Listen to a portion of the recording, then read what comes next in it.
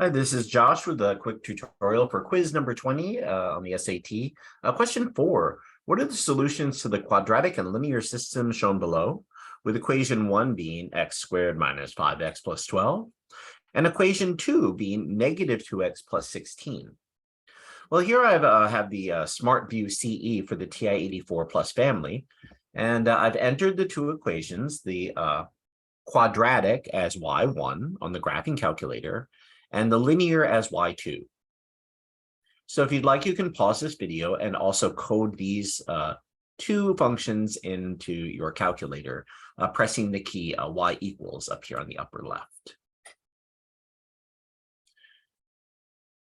Well, after graphing the system, coding it, that is, press the graphing button, and it should appear like this, the quadratic and linear system. And what I'm going to do is, just to show you how you can help with the window settings, is click the trace button. And then all I'm going to do is I'm going to actually switch. You can switch from red to blue. I'm going to switch to the second equation and just get an idea of the x values when, get an idea of the x values when the equation leaves in the third quadrant. So it looks like x is at about -10 and y is at about 40. But the intersection is closer to the origin, -10 and 40. You saw that.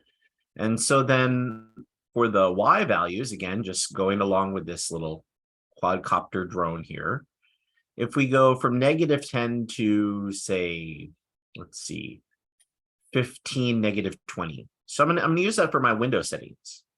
In other words, I'll make the x minimum -10, and I'll make the x maximum 20. And I know it's not symmetric, but then we'll get both points on a nice local picture. Since that's 30 units, maybe I'll have a tick mark on the axis, the y scale, at every 5 marks. Let's see, and for the y values, y min, I think I said it was about -20. And the y max was 40. And again, that's 60 units, so maybe I'll place a tick mark every 10 units. So when I hit graph once again, I have a better local picture in proportion in such a way that I can see the intersection points in quadrants 2 and 1 here a lot better.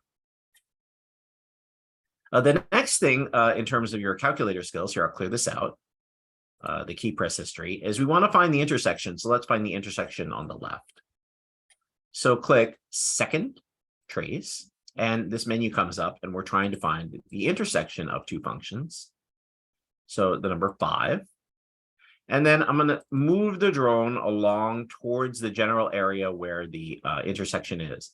Now, it doesn't have to be right on the intersection, as you can see here. But if I were to highlight it in blue, we want it somewhere in this blue bubble here, the quadruped drone, which is blinking just fine. Then hit enter. And it'll switch to red along the perimeter of the window, meaning that we're now on the red line. So if I go back here, you can see here, I'll slide the spider left and right. But since we want the intersection here, you can lay it on top. But here, I'll make a small error here. I'll just do it sort of in the general area. See where it's blinking here on the edge of this ellipse.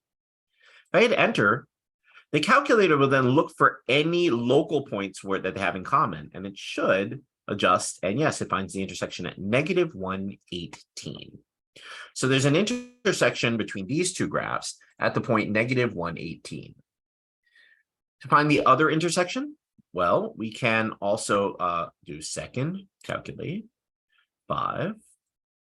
And now I have to move the drone over to the right using the left and right arrows. Again, somewhere in the general area for the second route. Hit enter, it switches to the red one. Hit enter.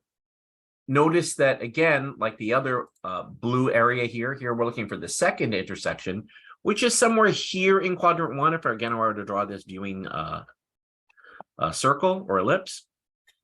So that's pretty good. They're pretty close together. So then, therefore, when you hit enter again, it says that the other intersection is at 4,8. So the two loose solutions were at -118 and 4,8 for this quadratic linear system.